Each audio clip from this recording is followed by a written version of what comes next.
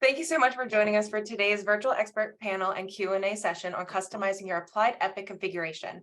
Our presentation today is a little different from our previous ones as it's structured around the questions you all have submitted at registration or throughout the presentation today in the Q&A panel.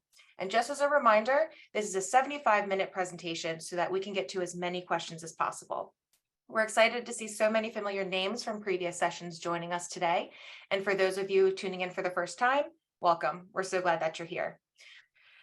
For those of you joining us today who may not be familiar with what Kite Technology is all about, we are a managed IT service and provider and consulting firm servicing independent insurance agencies and other businesses across the country.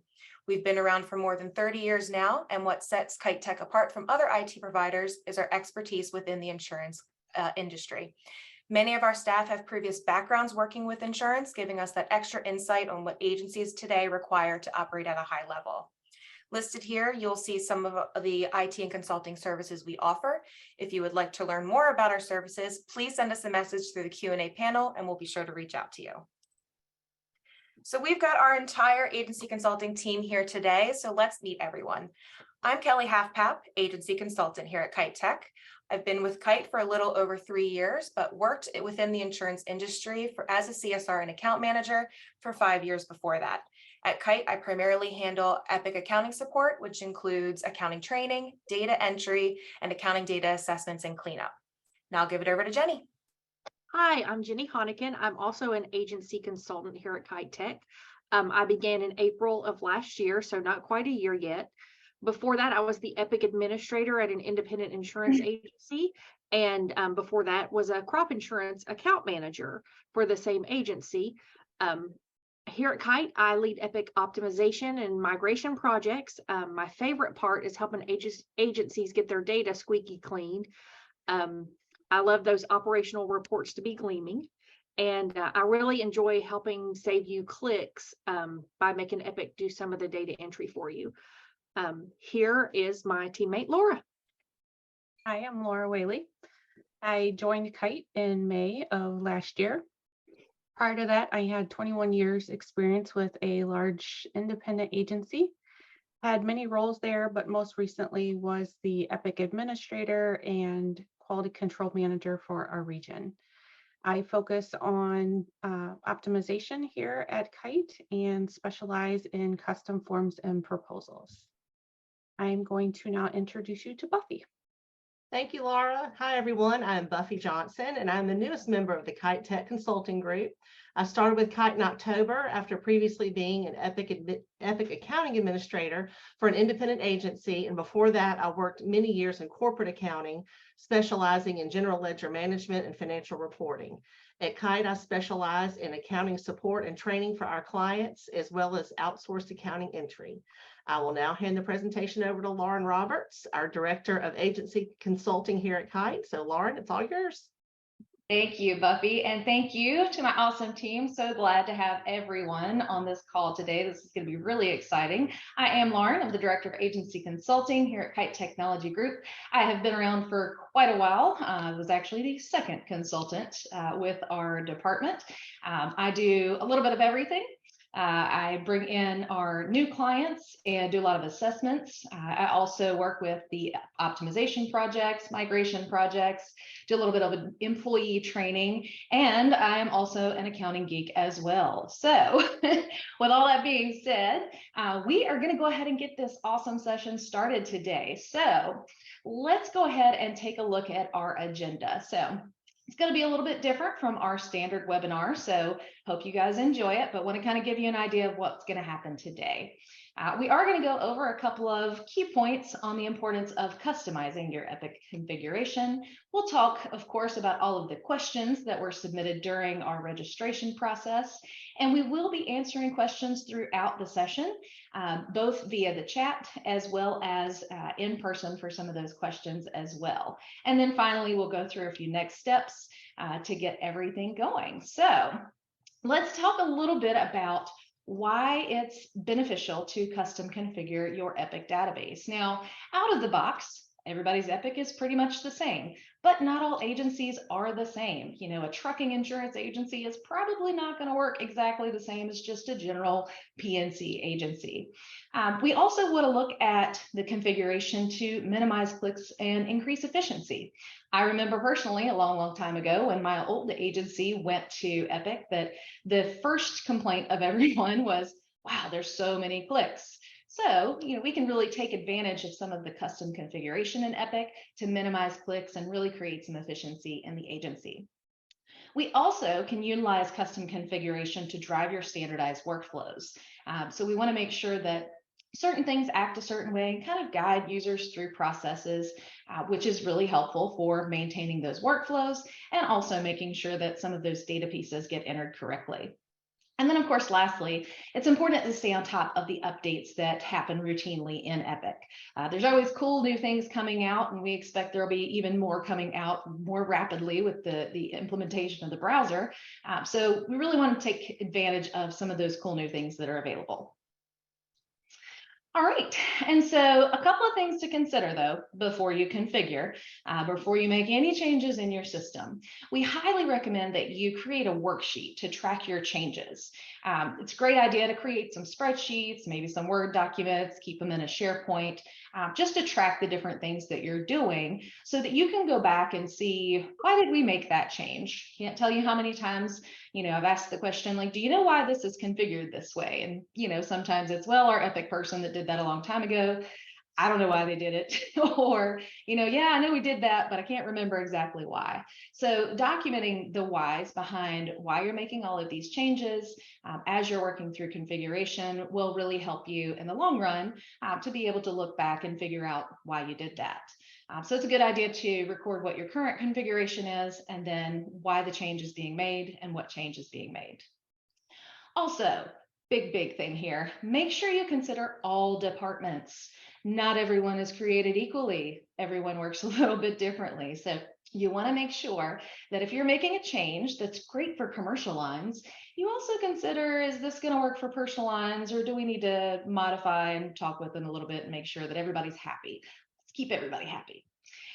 And then, of course, one of the biggest things of all is to make sure you communicate any changes that are going to happen in your system. We don't want folks to log in tomorrow and say, what in the world? I don't know how to do my job, because everything Epic has changed. So we want to make sure that we communicate anything that's going to be changed prior to actually implementing those changes. All right, so now let's get into the fun stuff. We are now going to go into the actual Q&A.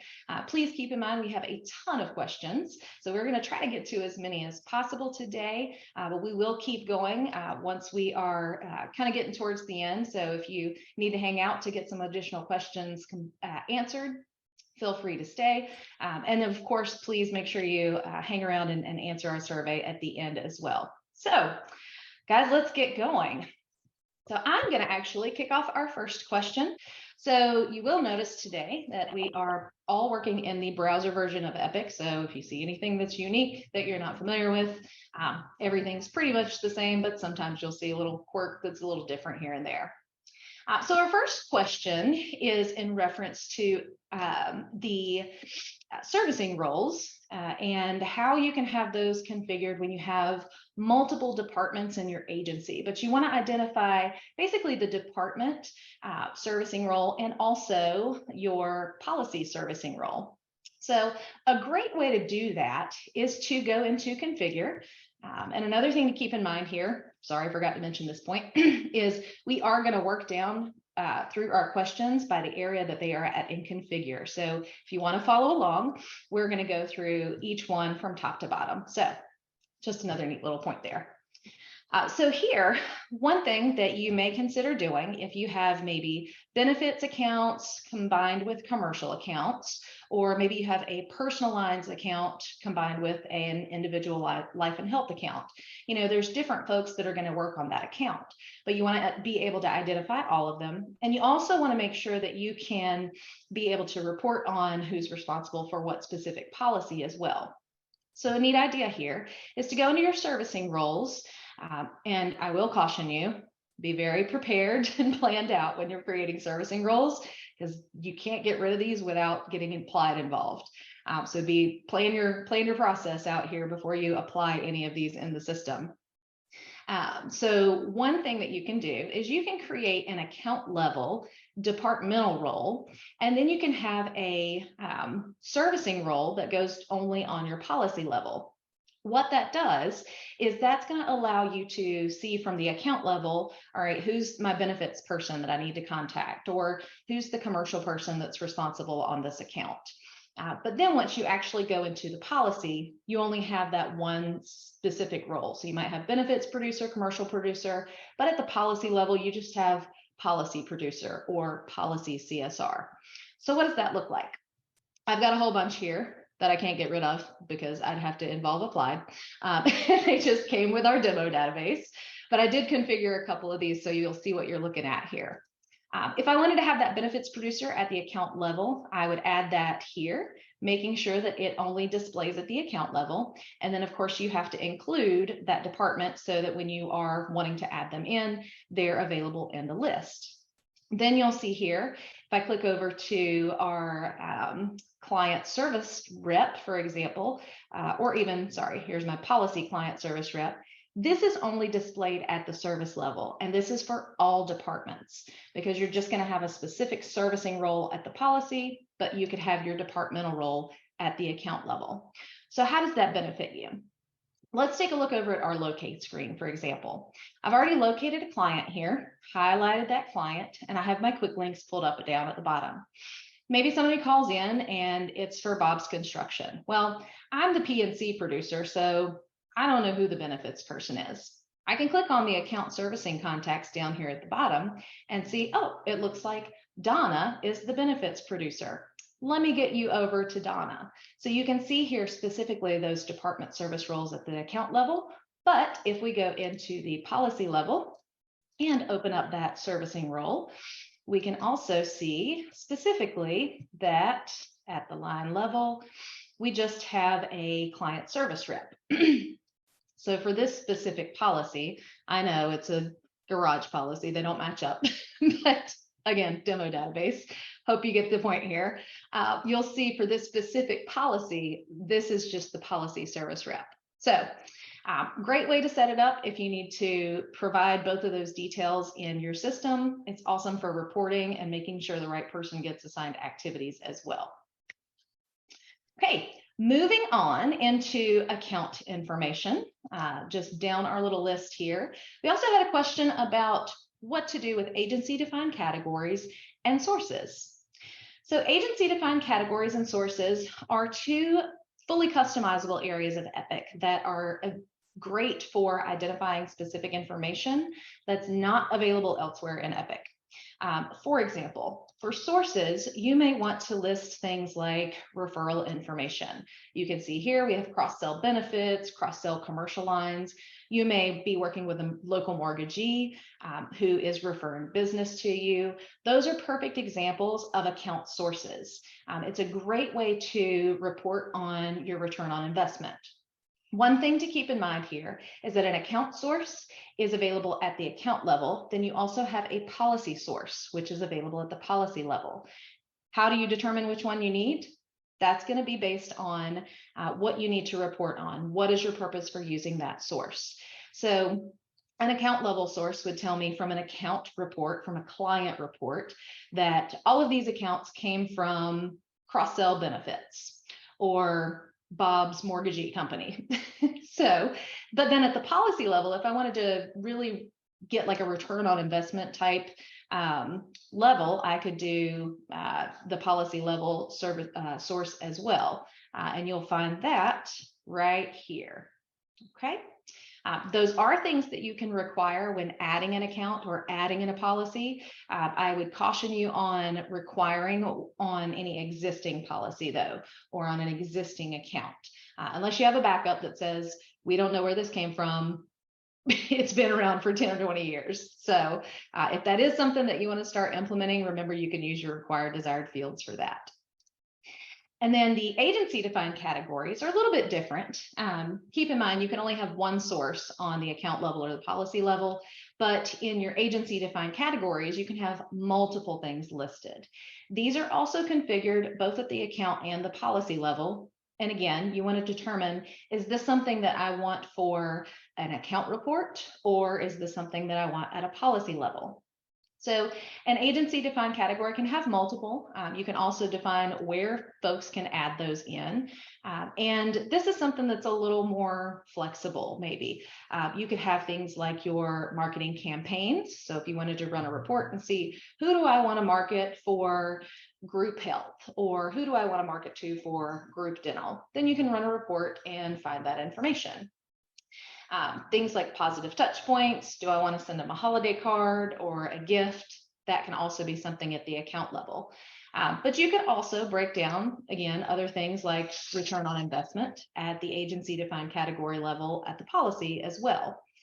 So you can see here where those are located. I have account level with 2 agency defined categories. I've got, we want to market group supplemental on this one. And when I go to run a report in December, I can see, who do we want to send a gift basket to, for example.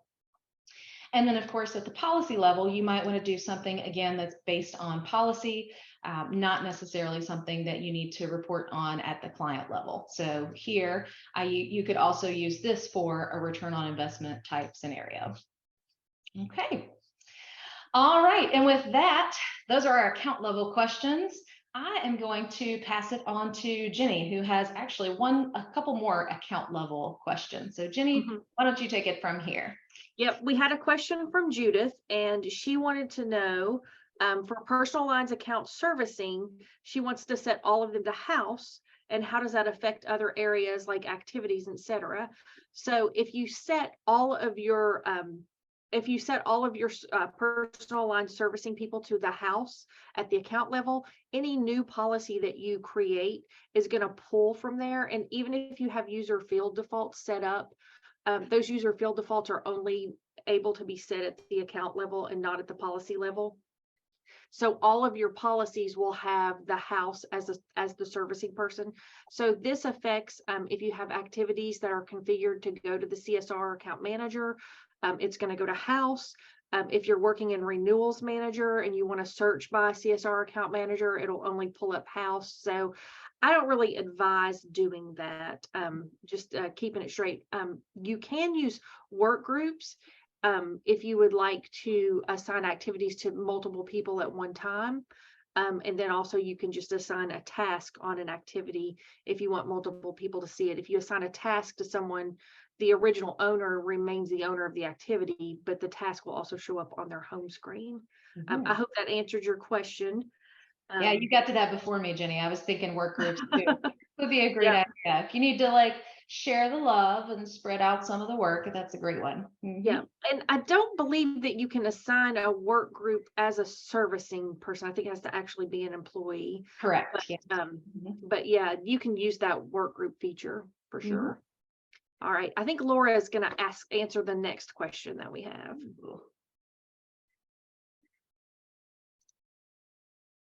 Oh, Laura, you're on mute.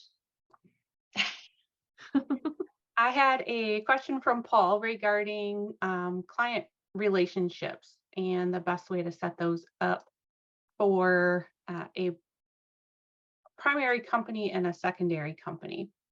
So here in Epic under relationships, you can add a relationship to any account and you can determine any type of relationships that you want to configure in your system. But in this case, we have a corporation and a subsidiary.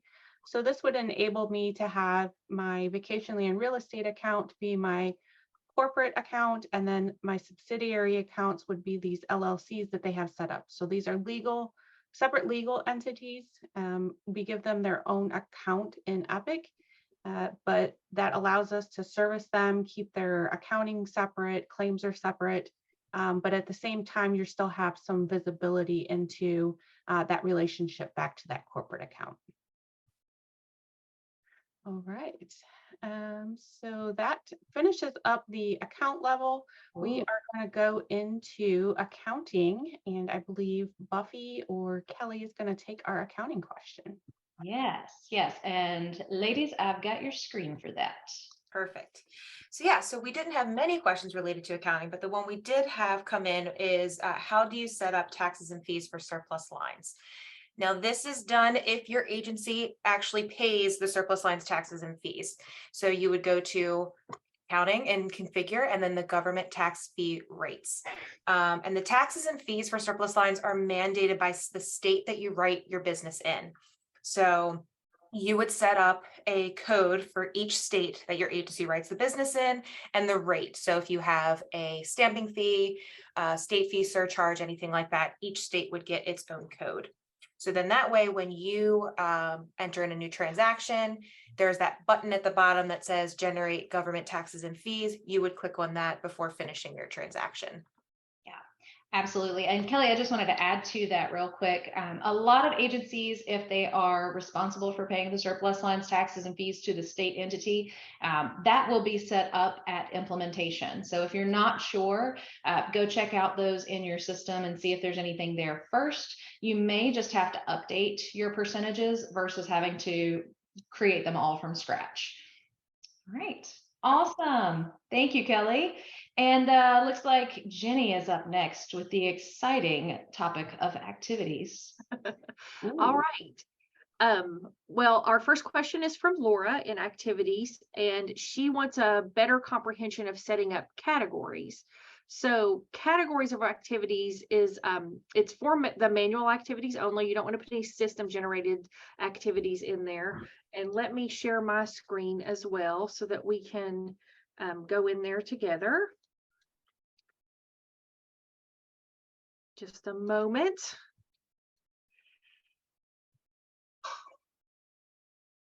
And I'm not seeing the green bar around it. Can you see my screen or no? We're good. Yes, ma'am. Awesome. Awesome. All right. So when you go to the activities category section, you can actually condense that big long list of activities that you usually see. A lot of times you'll have a big long list in your drop down. You'll have all of these many times. You can shorten it down. So in this case, in our demo database, we have an accounting role, and we would set up in the user field defaults that they would have the accounting activity category. And here you can see that they just have a handful of activities that they can choose from. So it actually allows your users, it gives them less of a choice. It's less overwhelming, but then also it kind of drives them towards the workflow activities that you would like them to use. Here's another example with commercial lines here. And so it's just a smaller list rather than the bigger list. All right. And let me check out our next question. It comes from Linda. And Linda asks, she's looking for easy ways to measure productivity of staff and configuration to allow for this. So there is an activity, the activity reports that you can run, and you will hear us if you worked with us at all or heard any of us at all. We will say, make sure that you have your new report pack from Applied. If you don't know if you have them or not, when you go into the reports section, let me share again. When you go into the reports section, all of the new reports will have an asterisk next to them. And in these new reports, you will be able to see in the activity section that there is an activity analysis by who owner. So these are a lot of new layouts that you can see. And there's also an open activity report right here by who owner. So you can kind of get an idea of what your staff is doing. You just go in and enter if you just want to see one person or if you want to see one day. You can look at it that way. Another place outside of activities that you can go to kind of measure productivity is if you make sure that you have the auditing turned on. So under configure, you want to be under auditing of your system settings. Just click the box to enable auditing. And then when you go over to procedures, there's an auditing section there, and there's a client access log. You want to drop down from the user search so that you can look for your user, and you can put the date in, and this will show you every area of Epic that they've been in and what time throughout the day. So you can see that on this account, the policy list was viewed. On this account, the policy was actually opened. So it kind of gives you an idea in addition to just your normal auditing reports. Mhm. Yeah, and actually, Jenny, I wanted to add to that. We had a question Yes. from Angela that says, how can we get an accurate auditing report for employee daily activity in Epic? And I think you just answered both of those questions. That activity analysis report is the bomb.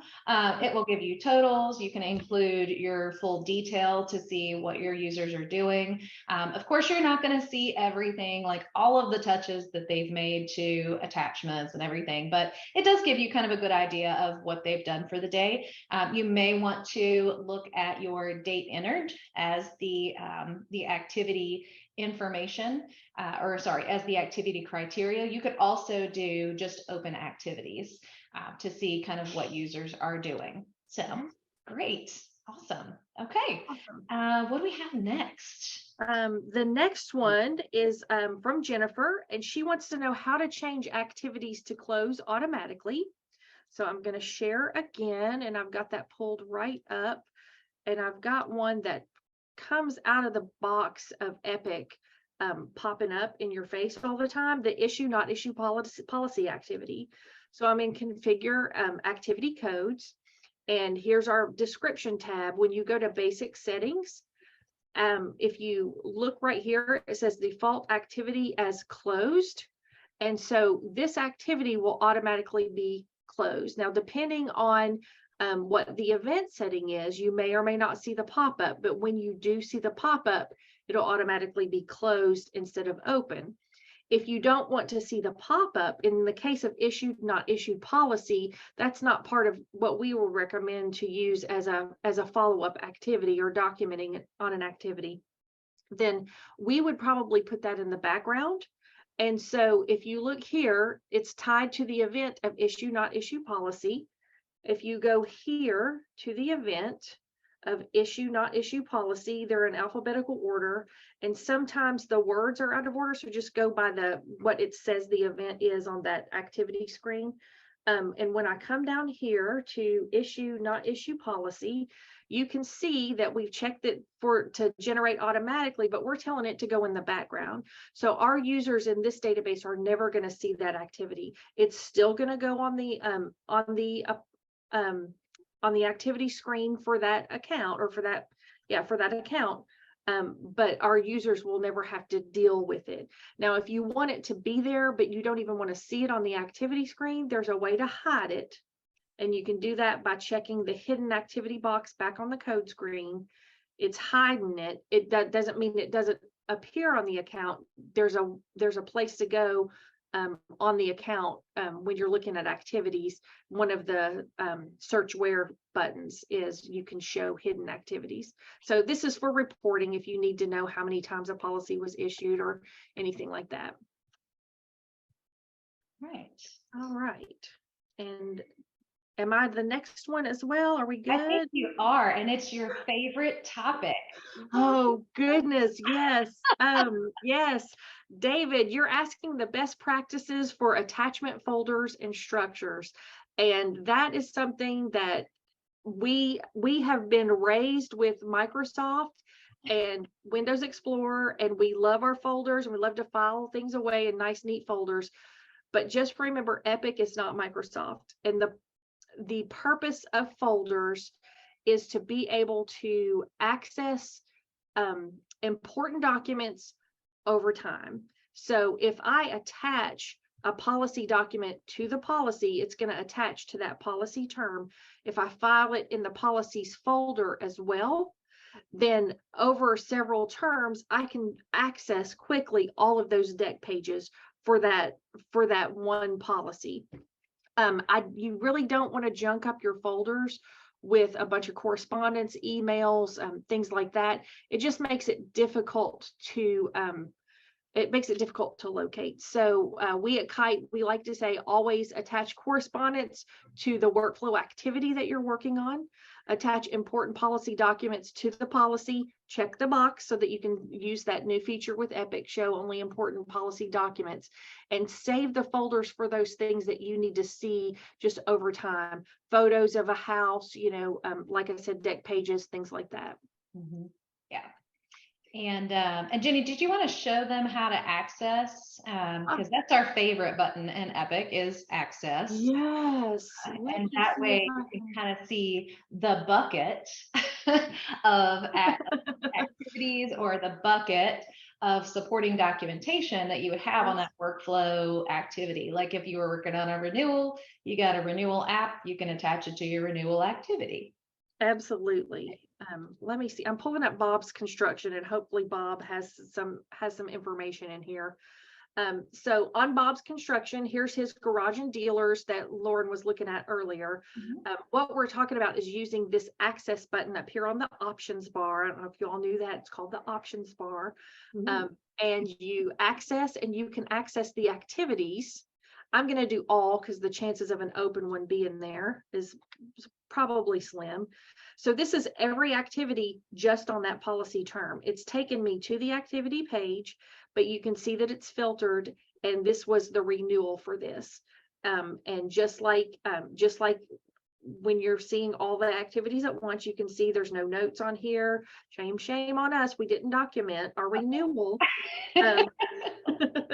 There are no attachments, but you can look down here and see. And then you can use this access button actually to see attachments that are attached to this policy, any opportunities that are associated with it, and then the transactions. And that's really helpful, which there aren't going to be any because we don't transact in here. Oh, there is one in there. There is. So you can actually filter your pages over here by that one policy. So that's kind of a fun thing that we like to do, keeping everything in a bucket, as Lauren likes to say. One of these days I'm going to get a bucket and I'm going to put it on my desk so that I can use that prop. I think it's hilarious. You need to make sure it's KiteTech branded. Yes. I'm going to have to get with our marketing department about that. All right, very cool. Thank you so much, Jenny, for all of that wonderful information.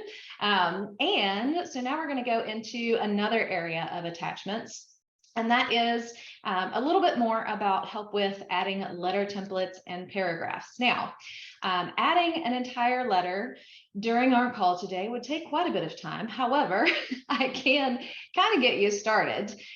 There are a couple of things that we consider, though, when it comes to your letter templates. One is that now there are these really cool things called email templates in Epic. So I always encourage our clients to consider, do you really want to put your time and effort into creating a letter? Because are people going to read a letter? Or is it something that you could put your time into creating an email template? Now, I know some folks have a unique use for the letter, like it might be a cover for a policy delivery or something that you're just pulling data out of the system for. So that's cool. And sometimes you really do have to send letters because, of the area or demographic that you're in. So letters are a little bit more complex, I will say that, than creating your letter templates. It's very important to understand and know what the data fields are in Epic, and they're labeled differently than they are in reports. So if you're like, oh, I know reports, I want to go create a letter, they're not the same.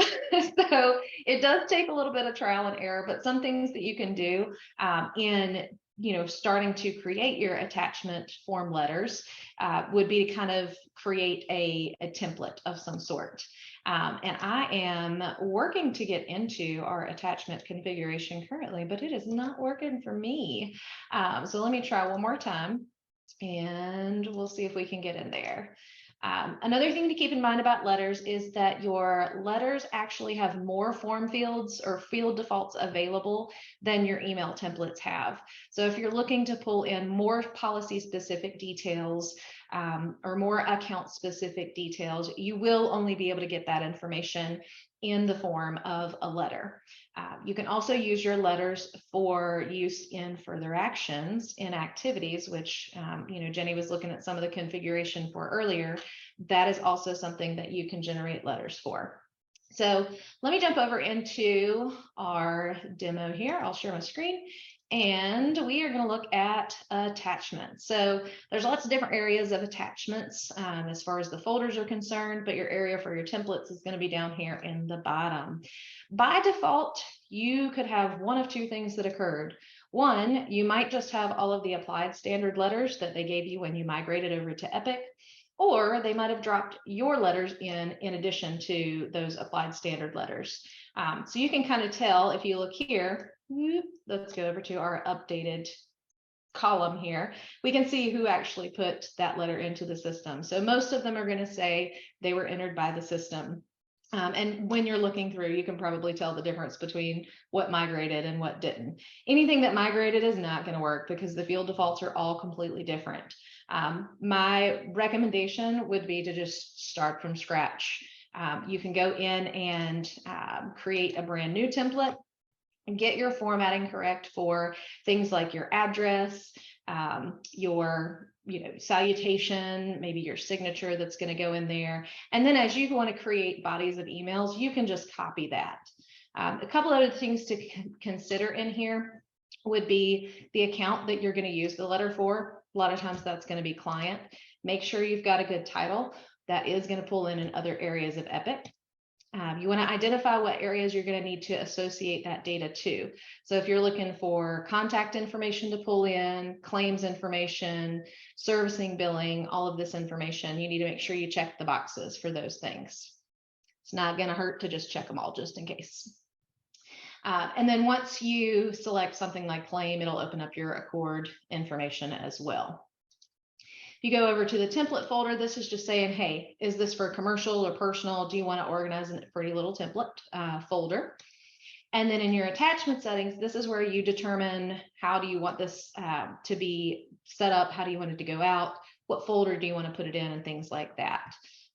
So this is a pretty complex, extensive process.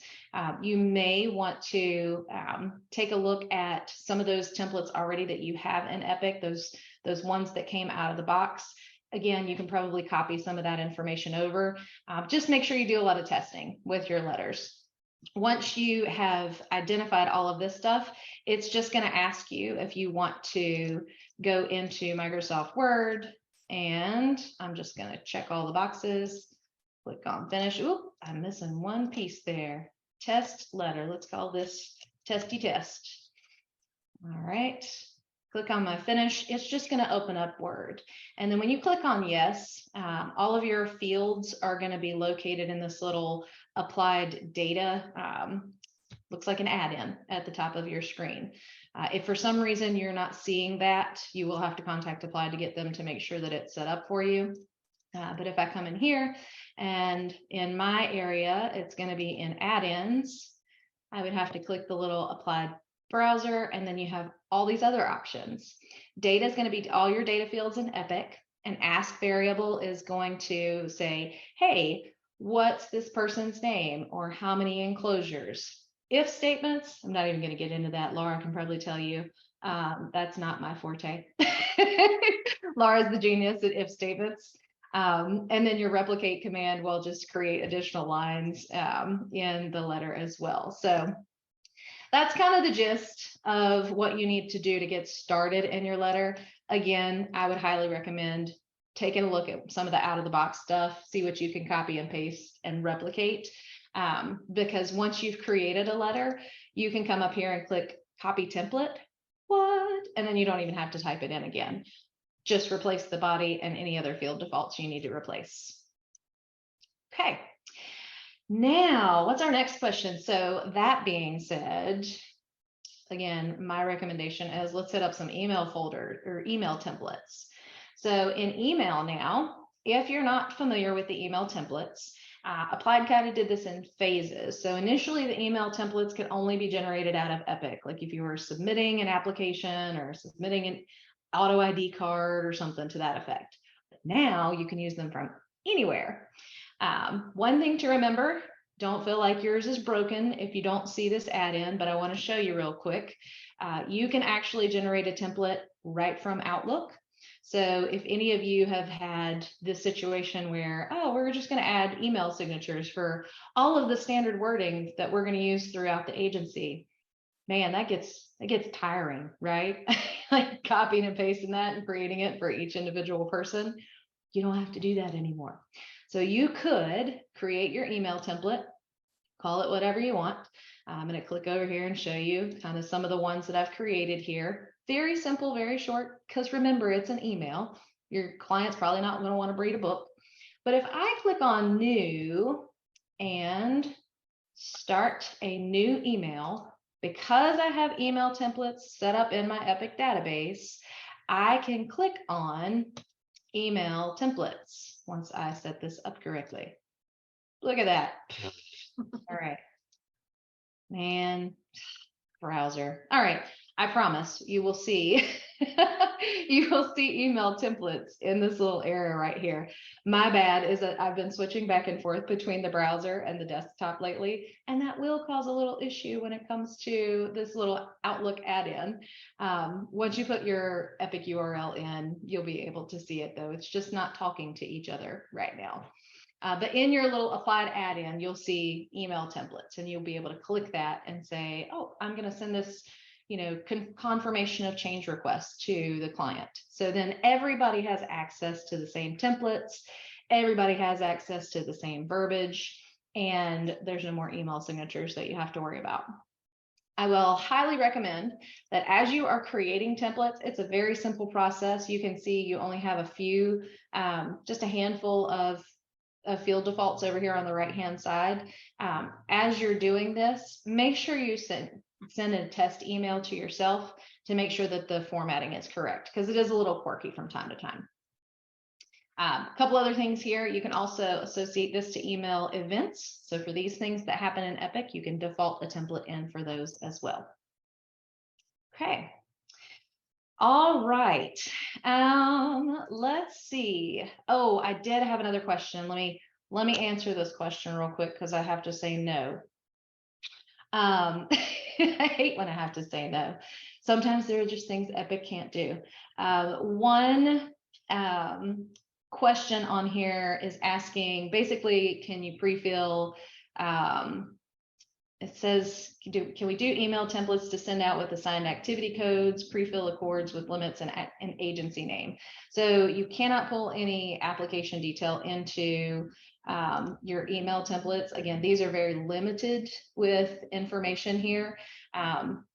So again, because they're email templates, they're kind of simple. And I will tell you that, like, agencies, most of the time that I'm talking to now, want to send out very generic emails with not a lot of information in them because of the possibility of keying errors or errors. It's like, hey, thanks for making a change. We'll process it. We'll send you the endorsement when it's done. So you don't have to run the risk of saying the wrong price or the wrong change or whatever the case is. So just another little key thing to keep in mind here, and it keeps it simple in using the email templates, creating some efficiency. All right, who do we have next? Ooh, I think Jenny and Laura are probably going to take on some cool stuff in eDocs now, right, ladies? Yes, we were going to go over configure. All right. And I have the screen to share. Okay. So we can just hop in, and there were quite a few interface questions, eDocs, things like that. So we were going to get to that. All right. So the first question, I can't see who it's from because I have too many tabs open in my life and my mind. It's asking if we can, if you can do multiple configurations at once, and that is in interface. Let's see. I can't get this moved over for me to see. All right. Yes, I think the question actually was, is there an easy way to edit multiple configurations at once? And there is only one place that you can do that. Right. That's right. All right. I don't have the green bar around. Can you see my screen? Mm-hmm. Okay. Perfect. So the only place that you can edit multiple configurations at once, and this is what we recommend, if applied to set you up with a default interface company, which most of you with newer databases have, most of you older databases don't. So just use the top one on the list. It's not a big deal. Do all of your configuration, all of the different tabs on that first one, and then come to actions, or like I like to say, I don't want to move that extra 1.5 inches. I'm lazy, right click, and you can copy interface setup. And so you're going to be copying it from that top company, whatever it is, and you want to select all. If you're just adding one new carrier, then just do this for your one new carrier, but it doesn't matter. Either way, you want to select all. It'll check all the boxes for you for all of your carriers. And then go through and check every section that you've updated. So if you've done all of them, do all of them. If you just mess with download options, just do that one. I usually don't do the automated download invoices. I haven't actually run across anybody that does ADI. So I don't know. And click finish and it'll copy all of your settings over. So yeah, it's kind of a handy thing there. Well, we also recommend when you do make changes, go ahead and copy it out. Like, unless you're just testing one carrier, copy it out, because trying to find those little differences is like a needle in a haystack. Yeah, that is absolutely right. We had a couple of questions. Christy and Christine both asked about configuring eDocs and the naming of the documents. So let me go to, I'm in my default interface company. Here's my eDocs and messages. And this is something I always forget. You've got to double click to edit it up here, and then you can edit it at the bottom. So here on the eDocs and messages, I'm going to pick the new business, just because that's a common one to, well, I don't have my code. Okay. I'm not going to waste time doing that. So if you double click to edit the actual transaction, the download transaction for the eDoc, you can actually assign it its own specified code. So this is the activity that we like to assign to a CSR account manager, so that it shows up on their screen, their home screen every day, lets them know that they've received an eDoc. We like to use codes like eNew, EREN, so that they can see what they're receiving. Here is your attachment folder, but again, be very cautious about what you put in there. You just don't want to put everything in there. But if you come down here, is a checkbox that says override with custom attachment description. If you check that box, this opens up this field, and then you can edit the custom description. So we always like to put in like what it is. If it's a renewal, type in renewal. And then if you click on the search button, you can actually put in lookup codes. So it'll pull in the policy type, the effective date, things like that. However, whatever your naming conventions are. And then once you do that and you click finish, then of course you want to copy that to all of your carriers like we just did. All right. Anything to add, ladies? This is the section, I think we wanted to just remind everybody, this would be the section if we wanted to create structure around their eDocs, right? So you can. Yeah. Oh, yes. Yes. All right. Yeah. So this was actually there were 2 updates this past year to Epic interface configuration. And the first update allowed us to configure by department for how things would act in eDocs and in policy download.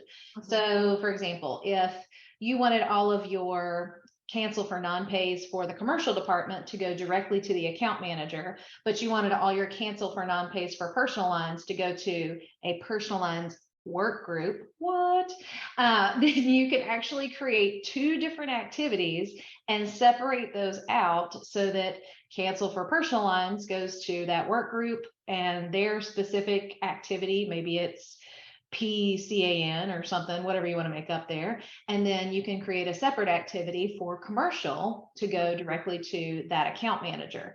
So you can do that. Jenny, if you click on that add button right there, Mhm. When you click the add button, it's going to ask you what structure do you want to assign to this new configuration for an eDoc. So the second update of the year bonus is that you also can set this up by profit center or branch or even agency. So let me give you an example. Like if you have an office that just everybody kind of works together in, everybody kind of shares stuff, not really any specific account managers, that could be set up to go to a work group. So you can actually break this down and say, all right, by this branch and this department, I want this to go to this work group, which is really awesome. But if you just want to separate those by department, you can do it too. So you can separate these out. You do have to add activities. Make sure you configure them to the right work role or work group or person. But you can actually split all of this structure out now. Very cool. Yeah. Thanks. Yep. Love it. That is cool. Yeah, we have another question from Samantha. The best download configuration so policies have the correct premium and endorsement premiums are applied correctly. So you ladies might need to walk me through this a little bit. What tab is that on? I feel like I'm blanking out right now. What was the question? I'm sorry. Let me go back. We're downloading configuration so policies have the correct premium and endorsement premiums. Oh, that would be, oh, that's a loaded question. If you're in the status codes area, Status codes, there we I go. think what they're alluding to is this section right here. Affecting both the policy and line is cool because if they download it, awesome, I'll take it. Why not have more data? And then a lot of our agencies update the premium at the estimated level because your direct bill download will also affect the annualized level, making everything look crazy and it can inflate it. So typically our recommendation is to set it up to be exactly like it is here. If you are not doing any type of direct bill download, you can set it to update the annualized, but that's a very sticky situation. That would be a little bit more complex depending on your accounting methods and things like that. But if you're just straight, you need updated estimated fields, this is a great way to go. Mhm. Remember, it doesn't update the estimated commission, just the premium. We have one more question on interface from, let's see, from Megan. She wanted to know how to set up the activity code for download premium increases from the exceptions report. So you set on the download options over here is your exception report percentage that you decide to have. You need to set up an activity like download premium increase or something like that. DPRI I think is what we use. And then back over here on this status code tab, for instance, new business, when you double click and open that, there is the field for the premium increase and premium decrease if you want it. And you just enter that activity code that you selected. And that way, if you assign the activity to the account manager, then when the premium increases, in this case by 10%, then in the morning, they will get an activity letting them know that their premium increased and they don't have to look at a piece of paper on a report. Yes, very good. All right. Okay. I think we have one more little question for download and interface. Okay. And so the question is, what's the recommended setup for direct bill and interface? That also is kind of a loaded question because it's really dependent on how your agency wants to work. So if you click on direct bill there, Jenny, some of the things that we consider here are, do you want to have a separate set of transaction codes that don't affect your annualized premium because you want policy to update the annualized premium, or do you just want to use the standard codes? So, here we want to make sure that there's a transaction effect that is connected to all of them. Make sure you're adding transactions to the policy level, as you'll see here. file items as reconciled, but I definitely do not recommend filing items or finalizing statements when those transactions come in. Anytime you finalize something, it makes it harder to correct it later. So I don't like the system to do that automatically for me. I like to have control over that. A little bit of a control freak, but that's the accounting person in me. And then the other check boxes that we have listed here as well are good. So definitely a little bit more of a deep dive conversation here. But most of the time, the default configuration that comes in when you migrate to Epic is good to go on the direct bill side. We don't normally make a whole lot of changes to that. Okay. All right. Ooh, Renewals Manager. So we didn't really have any specific questions on Renewals Manager. We just had multiple people that were interested in Renewals Manager. So I do want to point out that we do have a webinar that is on our YouTube page, and also you can find it on our website. By the way, subscribe to YouTube, Kite Technology Group. But if you would like, that's a great webinar. It gives lots and lots of detail. If you want to shoot me an email or shoot us an email after the session today, I will even send you the handout from that if you would like. But we did have one specific question from today on the Renewals Manager.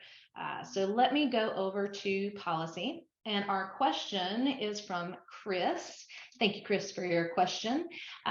In Renewals Manager, his question is how do we change the time frame on when the renewal actually shows up in Renewals Manager?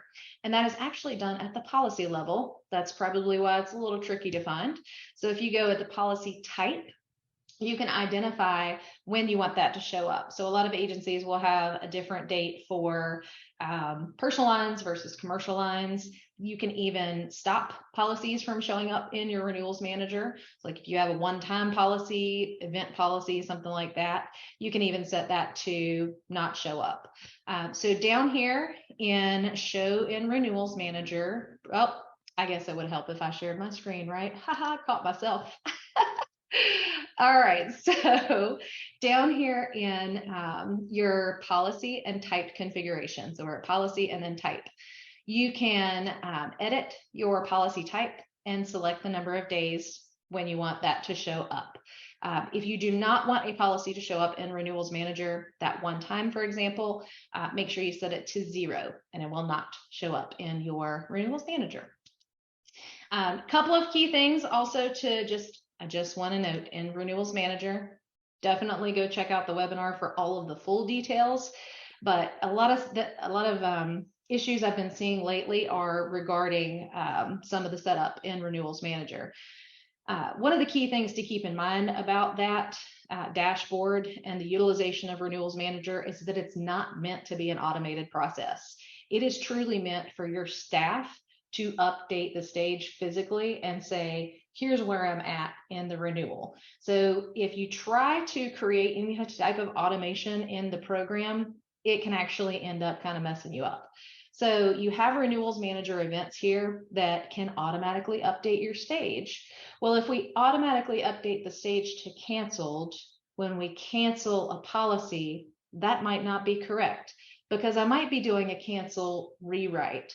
So we don't want to reflect that stage incorrectly by automatically changing it. We just want to keep that as do not update stage. I'll be in control of changing the stage and determining whether it was lost or rewritten. Same thing on renewed. If you click actions renew on a policy, that's what policy renewed means to Epic Renewals Manager. It doesn't care if you're done with the process or not. It's just looking at the action of renewing the policy. So you also want to, if in your workflows, you're starting the renewal from actions renew, that's not the end. So you want to make sure that you don't update the stage on actions renew either. And then again, if you're finding any other issues with Renewals Manager you've implemented, always take a look at when you're displaying the policy in Renewals Manager. That can be a hang up as well. So determine what stages should stay, what should go, how long after expiration it should go. Okay, so Laura also gets a loaded question. We have just a note from Wendy. Her note is she'd like to know more about custom forms. Laura, how would you like to respond? Well, I'm gonna combine custom forms from Wendy and Celia and also kind of address Bill's question as well. So Bill's question was, I'd like to see how we can utilize custom forms in a typical workflow. And Celia wanted to know just a little bit more about creating custom screens in Epic for non-standard coverages like cyber, D&O, accident, that kind of coverage. So first thing that I want to say about custom forms before you get started is there's two different custom forms that you can create. So there's custom forms, and that it creates a cord application, an application in the system where you can enter all of your information in. There's also supplemental screens that you can configure.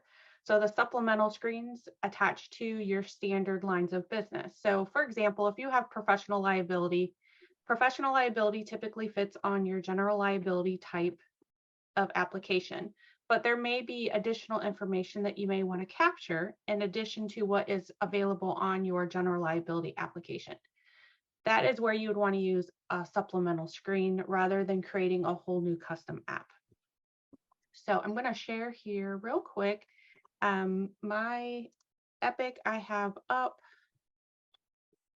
and so here I have where you can go into your custom forms to create a custom form.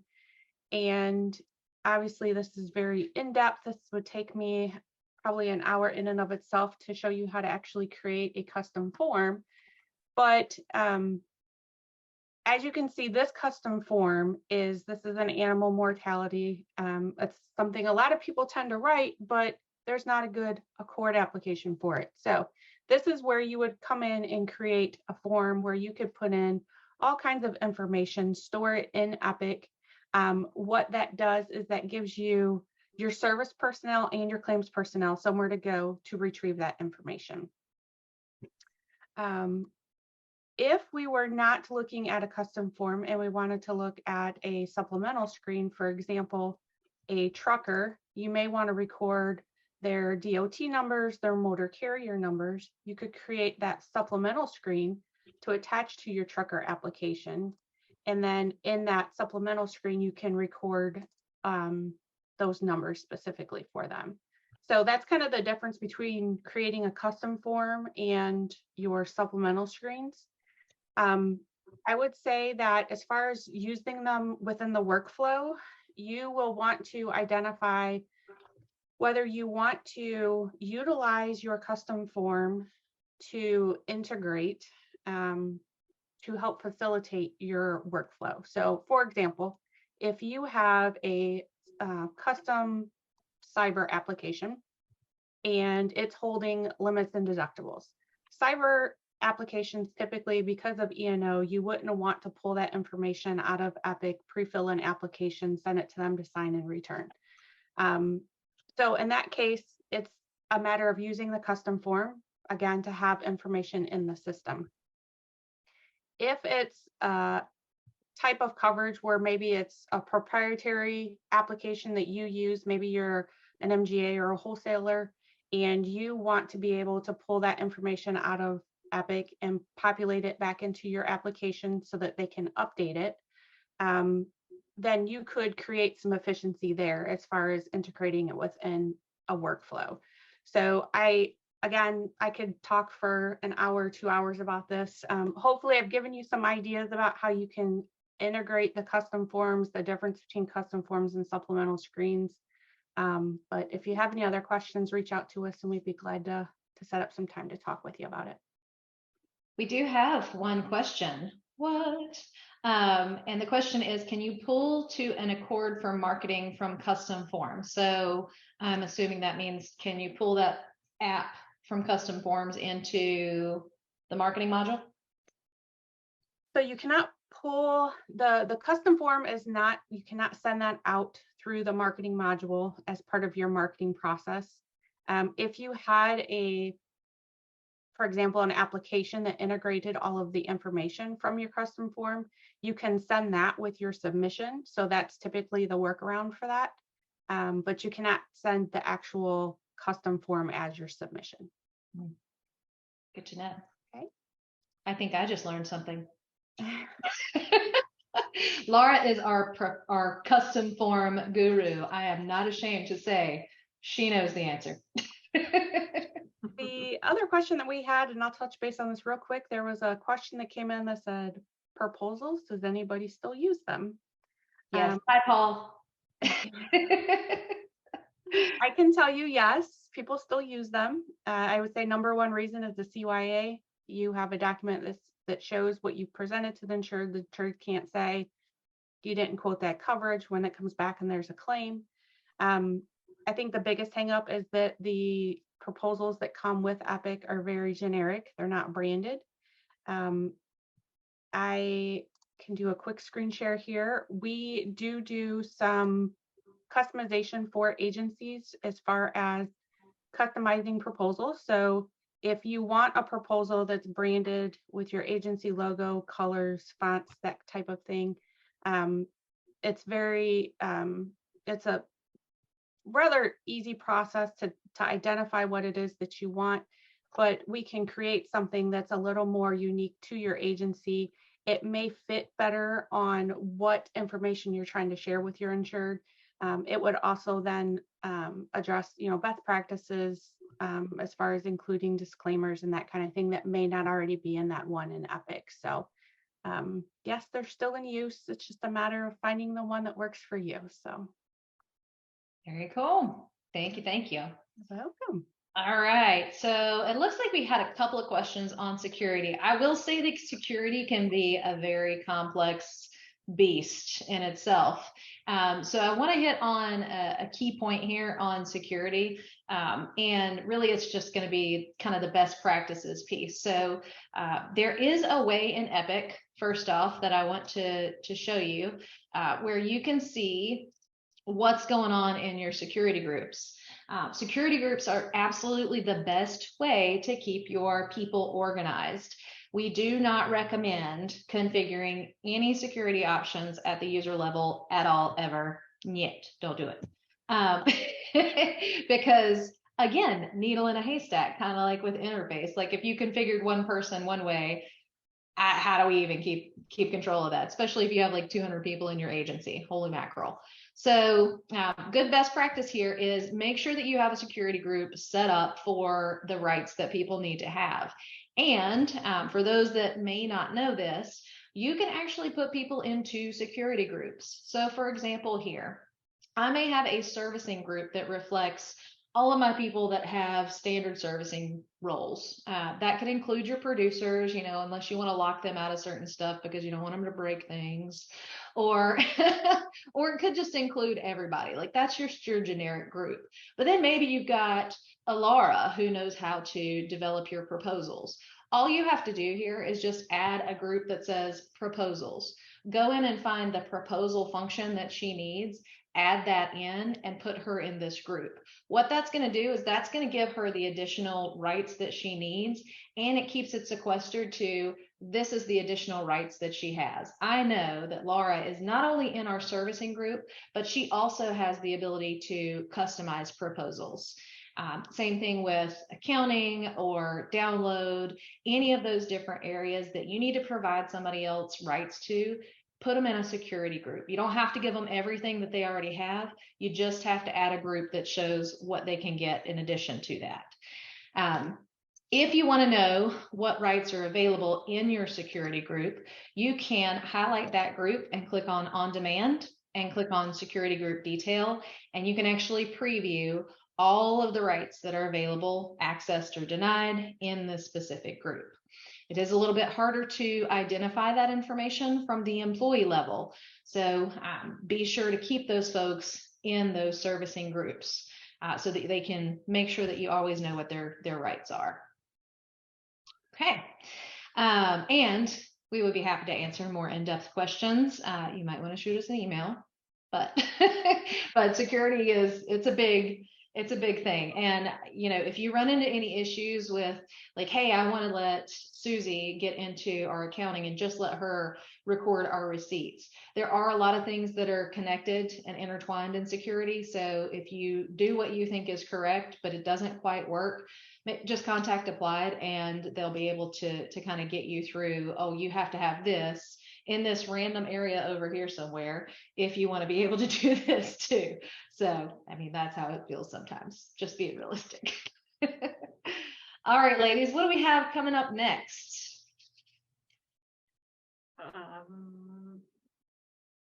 We were talking, there's a question from Janet. Mm-hmm. Would like to be able to inactivate structures that we no longer want to use. Ooh. You guys want to answer that one? You can't. Spoilers. So with your structures, they have to be scripted out. So if you want to get rid of structure, change structure, inactivate structure, your best bet is probably to contact Applied and work on getting a script to revamp that, because it does take a really long time to get structure changed on policies and things like that. So highly recommend contacting Applied to get that done. Don't beat your head against a wall trying to do it on your own. All right, I know we are getting a little close to time here, so let's take a look at a couple of the other questions that we have here. I know that our team in the background has been diligently working on Q&A in the background too. So a couple of things that we can point out here: configurations to optimize your workflows. Hey, we just did a webinar on that, didn't we? Sure did. So please check out our website for that. We can even send you a link with the recording if you guys are interested. Configuring to a bigger size on my laptop is a question that we have from another attendee here. That is a bit of a challenge. You do have the ability in Epic to change your view to a little bit larger view. So let me, I'm still sharing. I didn't ever give it back. Over in your view for the browser, there's really not any other options. And so it really would be based on how your view is set up on your computer. But in the thin client, you can change it from it's either file or edit to make your screen a little bit larger. And you will run into probably some little snags there if you make it larger in the desktop version, because you'll have to kind of scroll down in some of these menus on the left-hand side. So there is a way to do it, but it's sometimes not as user-friendly. So just keep that in mind. Hey, Lauren, actually with that, if you are on a laptop and using the thin client, you actually cannot scroll down. So the options on the navigation on the left-hand side will be cut off. So just keep that in mind. If you do make the font bigger, that you might run into issues with even accessing navigations if they go that far down, like in configure. Yes, thank you. Good to know. So we wanted to talk a little bit about next steps. Like, all right, we know all this cool stuff about configure now. We've watched the webinars, we've learned some things. So what are some of the next steps to configure consider when it comes to configuration? You really want to make sure that you determine who needs to be involved first off, and make them a security group. And then I definitely recommend setting up a timeline for, larger changes that you may have in configuration. You might tackle activities and events first. Maybe you tackle interface later. Maybe you even phase out, certain things in interface. Also make sure that you review your Epic updates, check out the release notes, check out the webinars that they send with those release notes. I don't know about you, but I'm much better at watching a video than I am reading a note. So I like the little videos that they send out. Oh, and keep an eye on our YouTube, because a lot of times we'll do a little consulting corner on, hey, here's what's new with Epic. Also make sure that you test things out in Epic. That's really important. Those email templates, you don't want to have 24 emails go out and then all of a sudden you realize that there's 25 spaces in between each line. Check that information out. Make sure you do some diligent testing. And please don't forget to document, and don't forget to communicate. We want to keep the peace. We don't want everybody to quit tomorrow. We want to make sure that everybody understands the whys behind why we're making the changes, that you're working on making the agency better, improving efficiency, optimizing, and really communicate that information out. All right. So I'm going to pass it back over to Kelly to finish us out today. Thanks, Lauren, and thank you to the team for such a great discussion. And thank you to everyone for submitting a question. This was a really great. I hope you guys were able to learn from all the questions that have been submitted and found this valuable. If you would like to learn more about KiteTech's IT and consulting services, please reach out using any of the ways listed here. And we would be happy to set up a complimentary consultation to talk about your agency's needs. As mentioned earlier, you will receive a follow-up email that will include today's recording. So thank you for spending time with us today. And just briefly, here is our agency consulting services in case you were interested or have any other questions related to what we can do and help you out with. Again, feel free to reach out to us and we'll be happy to help you. Thanks, everyone. Have a great day.